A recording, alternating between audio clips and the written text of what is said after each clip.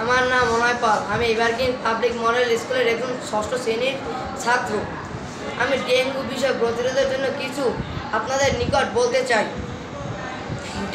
বাংলাদেশে ডেঙ্গুর পরিমাণ বিপুল পরিমাণে ছড়াচ্ছে। বাংলাদেশে বরগুনা জেলায় সবচেয়ে বেশি ডেঙ্গুর উপদ্রব ছড়াচ্ছে।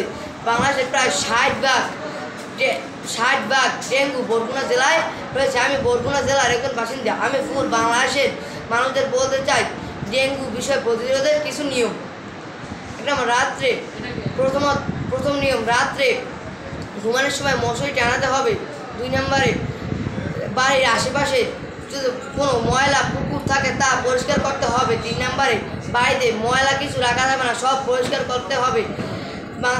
বাসায় সবসময় মশার স্প্রে কিনে রাখতে হবে। সেই মশার স্প্রে আপনার দোকান থেকেও কিনতে পারেন, আবার অনলাইন থেকেও অর্ডার করে নিয়ে আসতে পারেন।